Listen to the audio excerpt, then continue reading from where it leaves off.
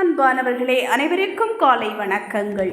நாம் இந்த வீடியோவில் பார்க்க போகிறது என்னென்னா, குழந்தைகளினுடைய அறிவுத்திறனை வளர்க்கக்கூடிய சில கதை போதனைகள் சொல்லலாம், கதைகள் என்றே சொல்லலாம், நலன் கருதி சொல்லக்கூடியது, அறிவை வளர்க்கக்கூடிய நலன். நேர்மறையான எண்ணங்களை வளர்த்தல் புரிதலுடைய திறனை அதிகரிக்கிறது, நல்லொழுக்கத்தை வளர்க்கிறது, சொல்லறிவை உருவாக்குவது. இந்த கலாச்சாரங்கள் எல்லாமே அவர்கள் பள்ளியில் தான் படிக்கின்றார்கள். அந்த வகையில் எழுத்து, பேச்சு, இந்த திறன்கள் எல்லாம் பார்க்கும்போது இதாக இருக்குது பாருங்கள். இன்னொன்று, அவங்க எழுதக்கூடிய திறன், கலர் பண்ணக்கூடிய திறன், வண்ணம் தீட்டுவது, இதெல்லாம் நம்ம செய்யக்கூடியது தான். நேர்மறையான எண்ணங்களை வளர்க்கிறது. குழந்தைகளுக்கு நீதி கதைகளையும், தன்னம்பிக்கை கதைகளையும், வரலாற்று கதைகளையும், புரட்சியாளருடைய கதைகளையும், வாழ்க்கை வரலாற்று கதைகளையும் சொல்லுகின்ற போது அவர்கள் உள்ளத்தில் தன்னம்பிக்கை வளர்கிறது. இந்த சமூகத்துக்கு நம்மால் முடிந்த உதவிகளை செய்ய வேண்டும் என்று உந்துதல் கிடைக்கிறது. எல்லா சூழலிலும் வாழ்க்கையை நேர்மறை எண்ணத்துடன் எதிர்கொள்ளும் எண்ணத்தை அவர்கள் வளர்த்து கொள்ளக்கூடிய வண்ணம் நாம் கதைகளை சொல்ல வேண்டும். சொல்லறிவு. ஒவ்வொரு முறை கதை சொல்லக்கூடிய நேரத்திலும் அந்த கதைகளை கேட்கிற போது குழந்தைகள் புதிய சொற்களையும் அதற்குரிய அர்த்தங்களையும் தெரிந்து கொள்கிறார்கள். நிறைய கதைகளை கேட்கிற போது பல சொற்கள் அவர்களுக்கு கிடைக்கிறது. அதிகமான சொல்லறிவு அவர்கள் எழுதுவதற்கு உதவுகிறது. புரிதல். எழுதுகிறதுக்கு அதிகமாக அவங்ககிட்ட பேசும்போது தான் எழுதக்கூடிய திறன் அவங்களுக்கு வளர்கிறது. குழந்தைகள் கதைகளை ஆர்வமுடன் கேட்பதால் அந்த கதையின் கருத்துக்களை புரிந்து கொள்கின்றார்கள். ஏன், எதற்கு என்ற கேள்விகளை கேட்கிறார்கள். குழந்தைகளுக்கு கதை சொல்வதால் அடுத்து என்ன நடக்கும் என்கிற ஆர்வம் அதிகமாகிறது. இதனால் அவர்களின் புரிதல் திறன் வளர்கிறது, நல்லொழுக்கமும் வளர்கிறது. கதைகள் குழந்தைகளிடம் பெரிய தாக்கத்தை ஏற்படுத்தக்கூடியவை.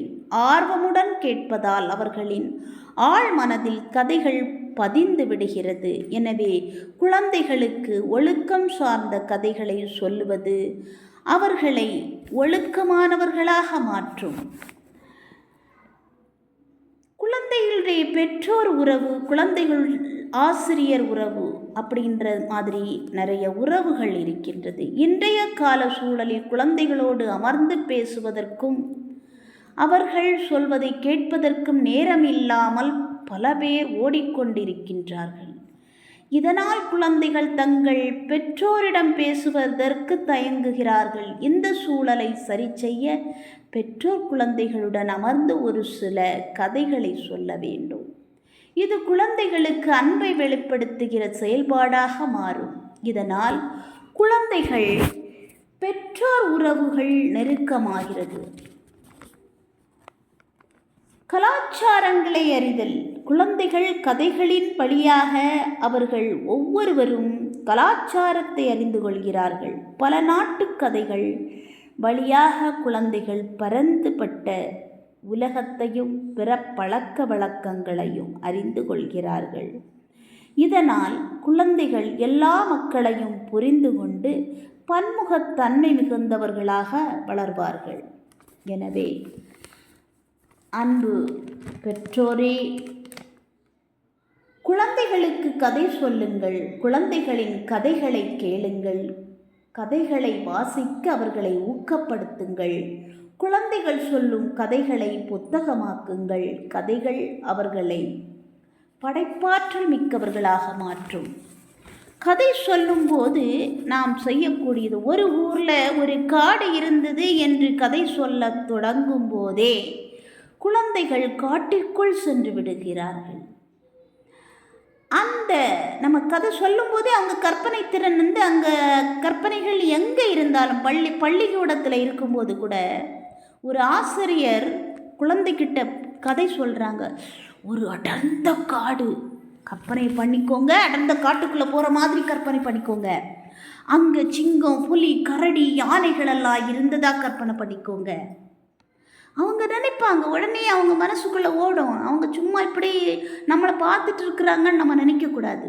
அவங்களுக்கு கற்பனைகள் அங்கு தான் போகின்றது. பேசும்போது எங்கேயாவது சுற்றிக்கிட்டே வரும். ஒவ்வொரு ஆசிரியரும் ஒவ்வொரு மாணவர்களிடம் தனித்தனியாக அவங்கள்ட்ட பேசும்போது தான் அந்த குழந்தைகளினுடைய கற்பனைகள் மேலும் வளர்கிறது.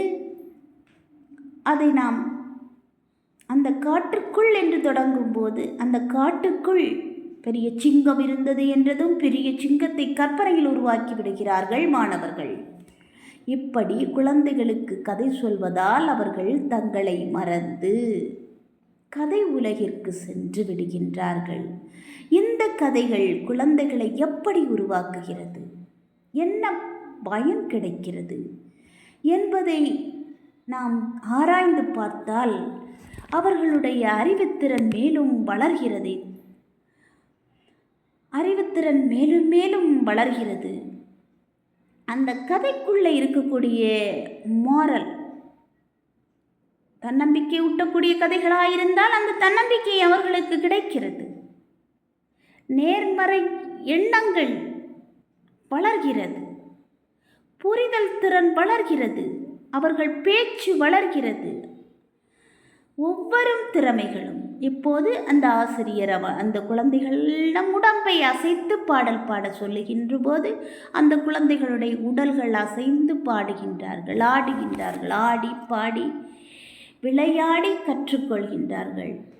உடல் முழுக்கவும் அவர்கள் அசைந்து அறிவும் வளர்கிறது என்பதை நாம் வளர்க்கலாம். ஒவ்வொன்றையும் வளர்த்து கொள்ளலாம். மேலும் இந்த குழந்தைகளை வளர்க்குறதுக்கு ஒவ்வொன்றும் டிராயிங்காக இருந்தால் வரைஞ்சி காட்டணும், நம்மளே வரைஞ்சி காட்டணும், நம்மளே கலர் பண்ணி காட்டணும், வண்ணம் தீட்டி காட்டணும். எழுதுறது நம்மளே எழுதணும், எழுத கற்றுக் கொடுக்கறது. ஒரு செயல் ஆக்டிவிட்டி செய்கிறோன்னா ஒரு பேப்பரில் ஏதாவது ஒன்று செய்து காட்டுறோம் அப்படின்னு சொன்னால் அந்த தாளை நம்ம எடுத்து அதை எப்படி கட் பண்ணணும், எப்படி மடக்கணும், சுருட்டணும், எந்த மாதிரி க்ரியேட்டிவிட்டாக நம்ம அதில் பொம்மையோ ஏதாவது செய்கிறோம் அதை நம்ம முதல்ல காட்டி ஒவ்வொன்றாக புரிய வைத்து காட்டணும். அந்த குழந்தைங்க அதை போலேயே செய்வாங்க. அதனால் அவர்களுடைய ஆக்டிவிட்டி செயல்பாடுகள் வளர்கிறது. நிறைய படங்களுக்கு வண்ணம் தீட்ட வைக்கும்போது அந்த குழந்தைகளுடைய எழுத்து திறன் வளர்கிறது. அப்புறம் நம்ம சின்ன சின்ன விளையாட்டு குழப்பி இருக்கக்கூடிய எழுத்துக்களை சேர்த்து எழுதுவதால் அவர்களுக்கு வார்த்தைகள் நிறைய புரிகிறது. இப்படி ஒவ்வொன்றும் அவர்களுக்கு தெரிகிறது. நாம் அவர்களுக்கு கற்றுக் கொடுக்கக்கூடிய முறைகளில் தான் இருக்கின்றது. எனவே ஒவ்வொரு பெற்றோரும் ஆசிரியர்கள் நன்றாக கற்றுக் கொடுப்பார்கள். நாம் வீட்டில் அதிக நேரம் குழந்தைகளோடு இருக்கின்ற போது குழந்தைகள் ஒவ்வொருவரையும் தனியாக நாம் தனித்துவமாக கற்றுக் கொடுக்க வேண்டும், கற்பித்து கொடுக்க வேண்டும். நன்றி. இந்த வீடியோ ஸ்பான்சர் பை பைமோட். பைமோட் என்பது ஒரு ஆப். இந்த ஆப் மூலமாக நாம் வீட்டிற்கு தேவையான அனைத்து பொருட்களையும் பர்ச்சேஸ் செய்து கொள்ளலாம். இந்த ஆப்பை முதலில் உங்கள் மொபைலில் டவுன்லோட் செய்து வைத்துக்கொண்டு உங்கள் வீட்டுக்கு தேவையான பொருட்களை நீங்கள் வாங்கி பயனடையுங்கள். குறிப்பிட்ட நாட்களிற்கு வீட்டிற்கு வந்து சேரும். ஓரிரு வாரத்திற்குள் அந்த பொருள் நல்ல தரம் வாய்ந்த நல்ல பொருளாகவே வந்து அமைகிறது. நன்றி, வணக்கம்.